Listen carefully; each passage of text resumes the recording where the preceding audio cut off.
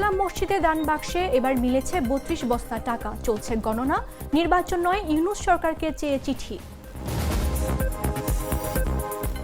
টাঙ্গাইলে জাতীয় পার্টির অফিস ভাঙচুর করল গণ অধিকার নেতা কর্মীরা। গাইবান্ধায় মিছিলে পুলিশের বাধা। নেত্রকোনা জেলা বিএনপির ত্রিবার্ষিক সম্মেলন। ফেব্রুয়ারি নির্বাচন কেউ ঠেকাতে পারবে না, মন্তব্য সালাউদ্দিন আহমেদের। খুলনায় কেন্দ্রীয় নেতাদের সামনে এনসিপির দুপক্ষের হাতাহাতি। বাগেরহাটের রামপালে পুলিশের পোশাক পরে ডাকাতি, আটক 2। এবং ভোজন রসিকদের মন জয় করেছে আমজেদের খিচুড়ি। ফরিদপুরে ভাইরাল খিচুড়ি খেতে শত মানুষের ভিড়।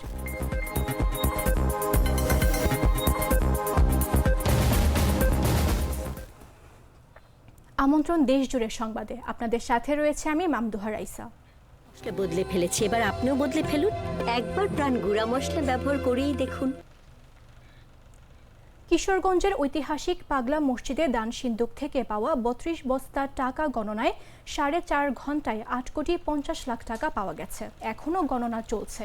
৪ মাস ১৮ দিন পর মসজিদের ১৪টি দান সিন্দুক খুলে ৩২ বস্তা টাকা, বিপুল পরিমাণ স্বর্ণালংকার ও বৈদেশিক মুদ্রা পাওয়া যায়। শনিবার সকালে ৭:১৫টায় সিন্দুক খুলে মসজিদের দ্বিতীয় তলার মেঝেতে রেখে শুরু হয় গণনার কাজ। দুপুর 12:30টা পর্যন্ত গণনা করা হয়েছে ৮,৫০,০০,০০০ টাকা। রূপালী ব্যাংক কিশোরগঞ্জ শাখার সহকারী মহাব্যবস্থাপক মোহাম্মদ আলী হারিসি এ তথ্য নিশ্চিত করেছেন। তিনি জানান, দুপুর 12:30টা পর্যন্ত গণনায় ৮,৫০,০০,০০০ টাকা পাওয়া গেছে। মসজিদের অ্যাকাউন্টে জমা করার জন্য এই টাকাগুলো রূপালী ব্যাংক কিশোরগঞ্জ শাখায় পাঠানো হয়েছে। এখনও চলছে গণনার কাজ। এতে প্রায় ৫০০ জনের একটি দল অংশ নিয়েছে।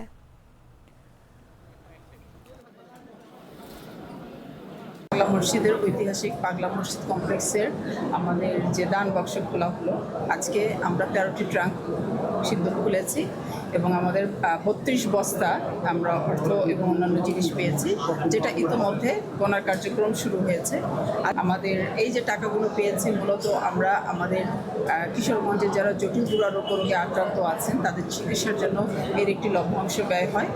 এছাড়া আমাদের এই মসজিদটি পরিচালনার জন্য যে যারা কর্মকর্তা কর্মচারী আছেন তাদের বেতন এবং ভাতার জন্য ব্যয় হয়। আনসার সদস্যদের জন্য কিছু ব্যয় হয়।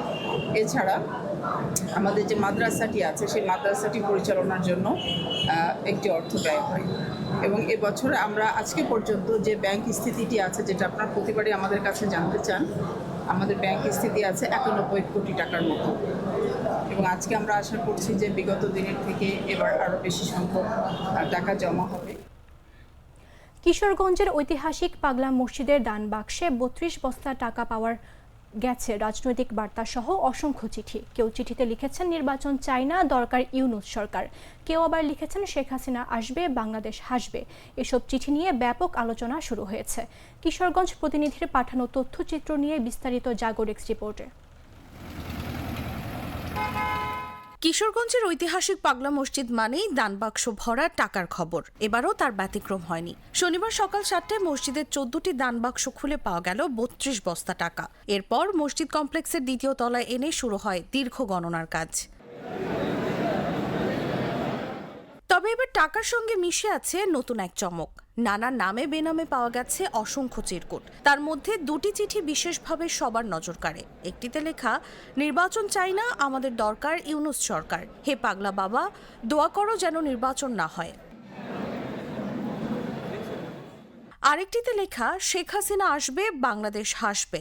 শেখ হাসিনা বীরের বেশে আসবে ফিরে বাংলাদেশে। জয় বাংলা, জয় বঙ্গবন্ধু।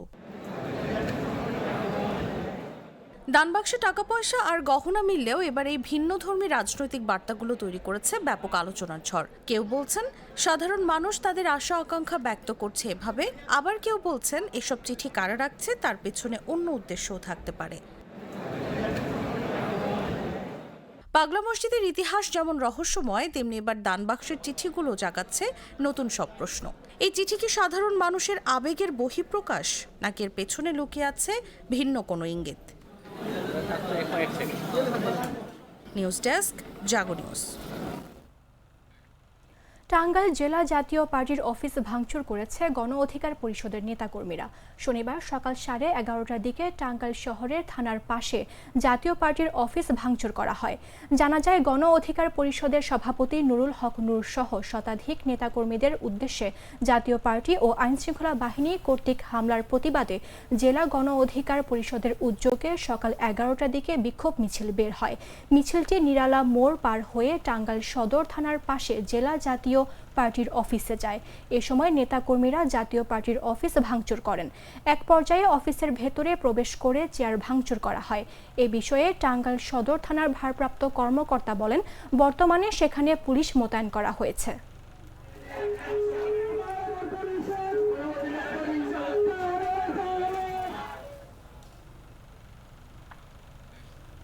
এদিকে গাইবান্ধায় গণ অধিকার পরিষদের বিক্ষোভ মিছিলে বাধা দিয়েছে পুলিশ।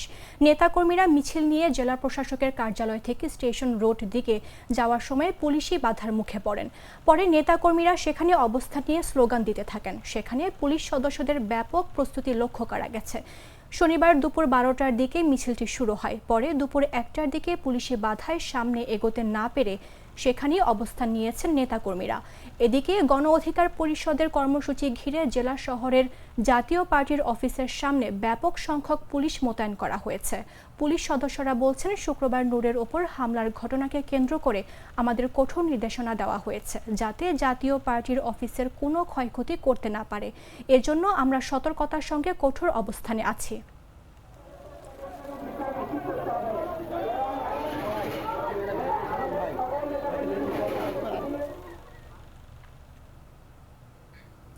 ভিপি নুরুল হক নূরের ওপর হামলা আগামী ফেব্রুয়ারি নির্বাচন বানচালের ষড়যন্ত্র বলে মন্তব্য করেছেন বিএনপির যুগ্ম মহাসচিব শহীদ উদ্দিন চৌধুরী অ্যানি। বলেন, এই ষড়যন্ত্র দেশের স্বাধীনতা সার্বভৌমত্বের বিরুদ্ধে। এই ষড়যন্ত্র সামনে ফেব্রুয়ারিতে যে নির্বাচন হওয়ার কথা তার বিরুদ্ধে। শনিবার দুপুরে লক্ষ্মীপুর সদর উপজেলা বিএনপির দ্বিবার্ষিক সম্মেলনের উদ্বোধনী বক্তব্যে এ কথা বলেন তিনি।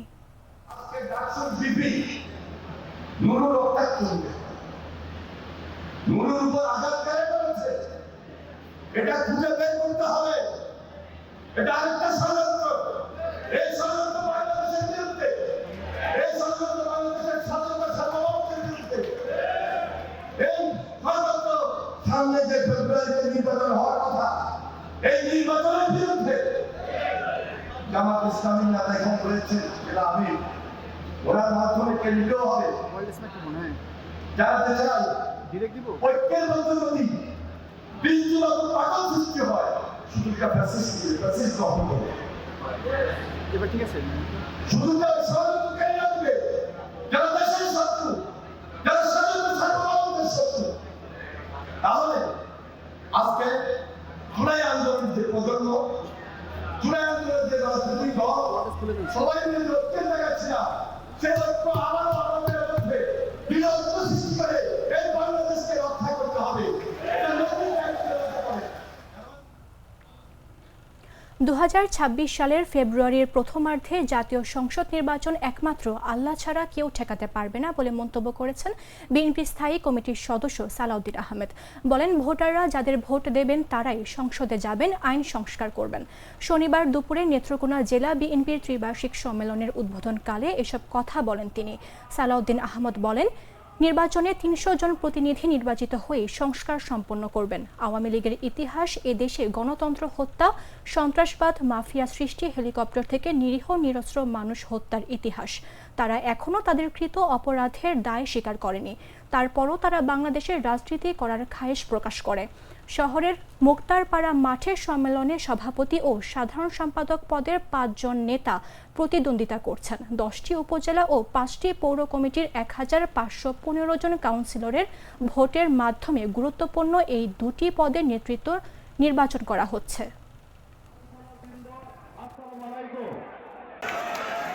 বাংলাদেশের জনগণ জানে, এই দেশে সরাসরি ভোটে নির্বাচিত নির্দিষ্ট যে নির্বাচনী এলাকায় একজন এমপি নির্বাচিত হয়, সেই নির্বাচন বাংলাদেশের সংবিধানের 65 অনুচ্ছেদের 2 উপধারা অনুসারে নির্বাচিত হয়। প্রত্যেকটি আঞ্চলিক এলাকার জন্য, সংসদীয় এলাকার জন্য প্রত্যক্ষ ভোটের মাধ্যমে 300 সদস্যের সংসদ সদস্য নির্বাচন হবে। কেউ রুখতে পারবে না, সেই শক্তি কারো নাই, একমাত্র আল্লাহ রাব্বুল আলামিন ছাড়া। যারা নির্বাচন বাধাগ্রস্ত করতে চায়, বিলম্বিত করতে চায়, বিভিন্ন টুনকু বাহানায় নির্বাচন অনুষ্ঠানের বিষয়ে বিভিন্ন রকমের বিভ্রান্ত বক্তব্য দিচ্ছে, তাদের উদ্দেশ্যে বলতে চাই, বন্ধুগণ, গণতন্ত্রের জন্য সংগ্রাম করেছিলাম আমরা সবাই ঐক্যবদ্ধভাবে। খুলনায় জাতীয় নাগরিক পার্টির মতবিনিময় সভায় দুই পক্ষের নেতাকর্মীদের মধ্যে হাতাহাতির ঘটনা ঘটেছে। শুক্রবার রাতে নগরীর বিএমএ মিলনায়তনে এই ঘটনা ঘটে। এ সময় মঞ্চে উপস্থিত এনসিপির কেন্দ্রীয় যুগ্ম আহ্বায়ক সারওয়ার তুষার ও যুগ্ম মুখ্য সংগঠক মোল্লা রহমাতুল্লাহ দুই পক্ষকে শান্ত করার ব্যর্থ হয়ে সভাস্থল থেকে বের হয়ে যান। তবে বিষয়টি নিয়ে কেউ মুখ খুলতে চাচ্ছেন না। প্রত্যক্ষদর্শীরা জানান, গণপরিষদ নির্বাচন, নতুন সংবিধান, বিচার ও সংস্কারের দাবিতে পূর্ব ঘোষিত কর্মসূচি অনুযায়ী শুক্রবার রাত 8টায় খুলনা বিএমএ মিলনায়তনে কেন্দ্রীয় নেতাদের মতবিনিময় সভা শুরু হয়। কেন্দ্রীয় নেতাদের বক্তব্য শেষ হলে এনসিপির দক্ষিণাঞ্চলের সংগঠক মোহাম্মদ ওয়াহিদুজ্জামান, খুলনা বিশ্ববিদ্যালয়ের শিক্ষার্থী ও বৈষম্য বিরোধী ছাত্র আন্দোলনের সাবেক মুখ্য সংগঠক সাজ্জাদুল ইসলাম আজাদকে মঞ্চে ডেকে নেন। এ সময় তাকে মঞ্চে দেখে প্রতিবাদ করেন অন্য অংশের নেতাকর্মীরা। তারা চাঁদাবাজ কেন মঞ্চে বলে চিৎকার করতে থাকেন। তখন আজাদের অনুসারীরা তাদের দিকে তেড়ে যান ও হাতাহাতিতে জড়িয়ে পড়েন। এক পর্যায়ে কেন্দ্রীয় নেতারা তাদের থামাতে ব্যর্থ হয়ে সভাস্থল থেকে বের হয়ে যান।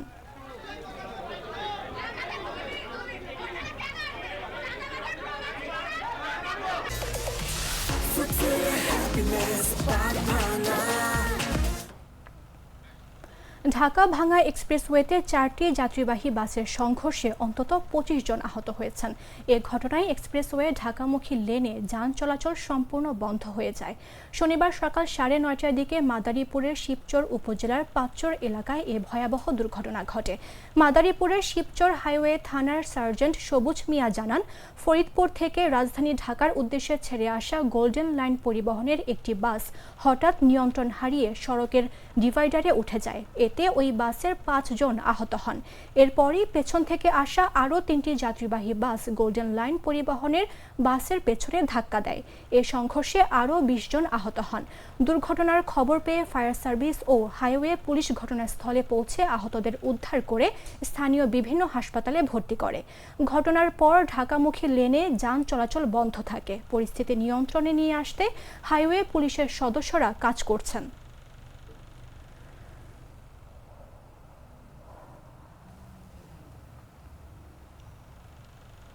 ফরিদপুরের ভাঙ্গার শাহ মল্লিক দ্বীপে গ্রাম বাংলার ঐতিহ্যবাহী তালের ডোঙা বাইচ প্রতিযোগিতা অনুষ্ঠিত হয়েছে। বৃহস্পতিবার বিকেলে আয়োজিত এ প্রতিযোগিতায় 15টি ডোঙা অংশ নেয়। দেখতে ভিড় জমায় হাজারো দর্শনার্থী। আয়োজকদের মতে বিলুপ্ত প্রায় এ ঐতিহ্য টিকিয়ে রাখতে এই আয়োজন। ফরিদপুর থেকে পাঠানো তথ্যচিত্র নিয়ে বিস্তারিত জাগো ডেস্ক রিপোর্টে। ফরিদপুরের ভাঙ্গা উপজেলার আলগী ইউনিয়নের শাহ মল্লিকদি এলাকার বিলে গ্রাম বাংলার ঐতিহ্যবাহী তালের ডোঙা বাইচ প্রতিযোগিতা অনুষ্ঠিত হয়েছে। বৃহস্পতিবার বিকেলে শাহ মল্লিকদি যুব সংঘের আয়োজনে অনুষ্ঠিত ডোঙা বাইচ প্রতিযোগিতার প্রধান অতিথি ছিলেন কৃষক দলের কেন্দ্রীয় কমিটির সাধারণ সম্পাদক শহীদুল ইসলাম বাবুল।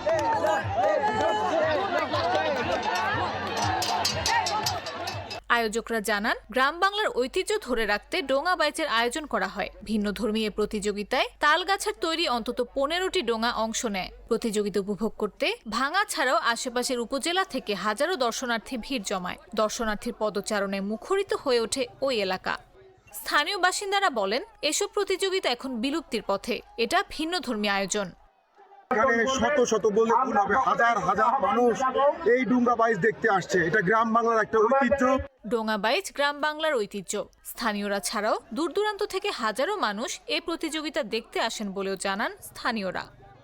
আপনাদের ভালোবাসা চাই, আপনাদের সাথে আমার জীবন যেভাবে জড়া গেছে বাকি জীবন আপনাদেরকে নিয়ে চলতে চাই। আপনাদের দুঃখের ভাগিদার হইতে চাই, সুখের সময় আপনাদের আমি চাই আপনাদের। অনেক বন্ধুদের দেখছি, নারীদেরকে এখানে দেখেছি। আমার খুব ভালো লাগলো যে এই উৎসবে সকলে মিলে আপনারা গ্রামবাসী মিলে করেছে। নিউজ ডেস্ক, জাগো নিউজ। নাটা জেলি আর পানীয়র এক অসম কম্বিনেশন। ড্রিঙ্কো চিল থাকতে চান, ড্রিঙ্কো চাবান। বাগেরহাটের রামপালে পুলিশের পোশাক পরে ডাকাতি করে পালিয়ে যাওয়ার সময় ডাকাত দলের প্রধান সহ 2 জনকে আটক করা হয়েছে। রামপাল থানা পুলিশ অভিযান চালিয়ে শুক্রবার মোল্লাহাট এলাকা থেকে তাদেরকে আটক করে।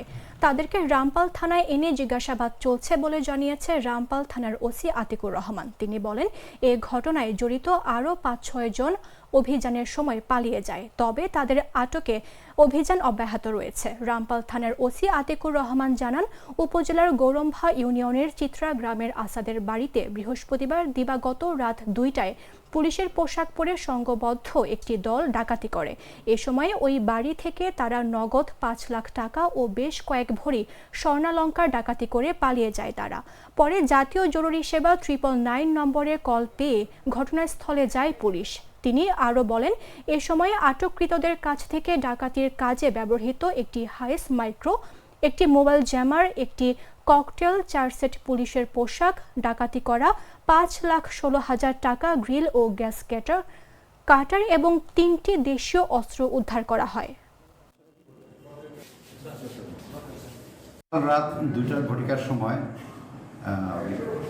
গৌরম্বা ইউনিয়নের চিত্রা গ্রামে আসাদ এর বাড়িতে পুলিশের পোশাক পরে 6-7 জন ডাকাতি করে।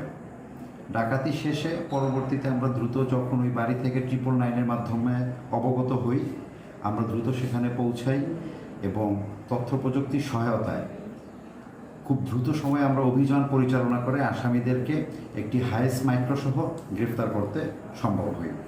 আসামিদের কাছ থেকে আমরা মোবাইল জ্যামিং মেশিন উদ্ধার করি। আসামিদের কাছ থেকে আমরা এছাড়া পেয়েছি ককটেল, তারা যে পুলিশের পোশাক পরেও ডাকাতি করেছে সেই পোশাক আমরা পেয়েছি। তাদের কাছ থেকে আমরা 5,16,000 নগদ টাকা উদ্ধার করেছি। তাদের কাছ থেকে আমরা দেশীয় অস্ত্র, গ্রিল কাটার মেশিন, গ্রিল কাটার গ্যাস মেশিন সহ ডাকাতির বিভিন্ন ধরনের উপকরণ আমরা তাদের কাছ থেকে উদ্ধার করেছি। ফরিদপুরের বোয়ালমারী পৌরসভার ঠাকুরপুর বাজারে আমজেদ বিশ্বাসের রান্না করা খাসির মাংসের খিচুড়ি এখন স্থানীয়দের কাছে ভাইরাল খিচুড়ি নামে পরিচিত। মাত্র 60 টাকায় পাওয়া এই খাবারের স্বাদ ও মানে রোজ শত শত মানুষ ভিড় জমাচ্ছেন। কয়েক মাসে তা সামাজিক মাধ্যমে ভাইরাল হয়ে উঠেছে এবং এখন প্রতিদিন 60 কেজি চালের খিচুড়ি রান্না হয়, যা 3-4 ঘন্টায় বিক্রি হয়ে যায়। ফরিদপুর থেকে প্রতিনিধির পাঠানো তথ্যচিত্র নিয়ে বিস্তারিত জাগরিক্স রিপোর্টে।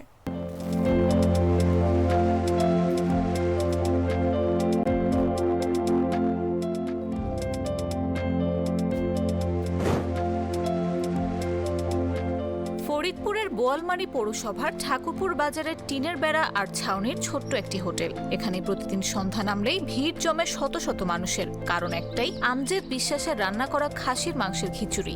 দাম কম হলেও স্বাদ ও মানে অনন্য এই খাবারকে স্থানীয়রা ইতিমধ্যে নাম দিয়েছেন ভাইরাল খিচুড়ি।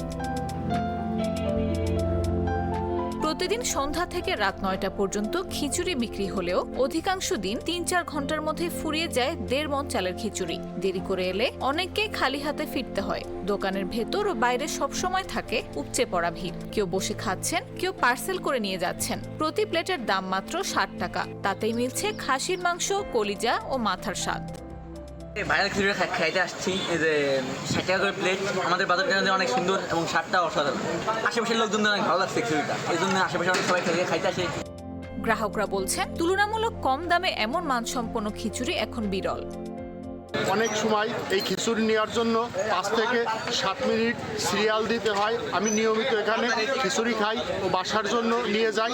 অত্যন্ত সুস্বাদু ও সুলভ মূল্যে এই খিচুড়িটি সবার কাছে জনপ্রিয়তা পেয়েছে। শুরুর গল্পটা কম চমকপ্রদ নয়। কয়েক মাস আগে মাত্র 2 কেজি মাংস দিয়ে খিচুড়ি রান্না শুরু করেছিলেন আমজেদ। স্বাদের কারণে দ্রুত ছড়িয়ে পড়ে সুনাম।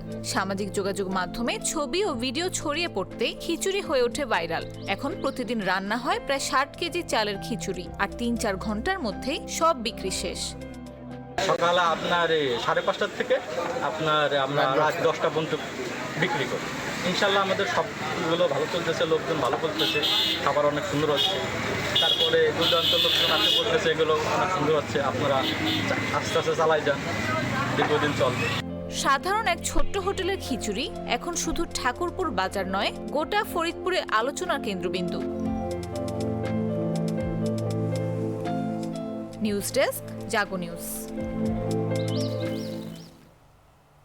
সংবাদ শেষ করার পূর্বে শিরোনামগুলো জানিয়ে দিচ্ছে আরও একবার।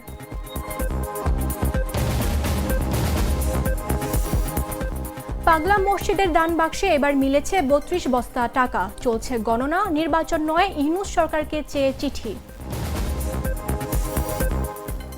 টাঙ্গাইলে জাতীয় পার্টির অফিস ভাঙচুর করল গণ অধিকার নেতাকর্মীরা, গাইবান্ধায় মিছিলে পুলিশের বাধা।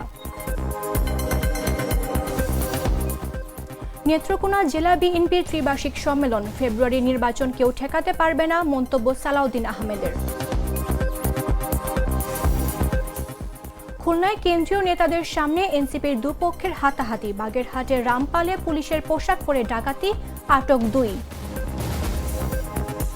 এবং ভোজন রসিকদের মন জয় করেছে আমজেদের খিচুড়ি, ফরিদপুরে ভাইরাল খিচুড়ি খ্যাত শত মানুষের ভিড়।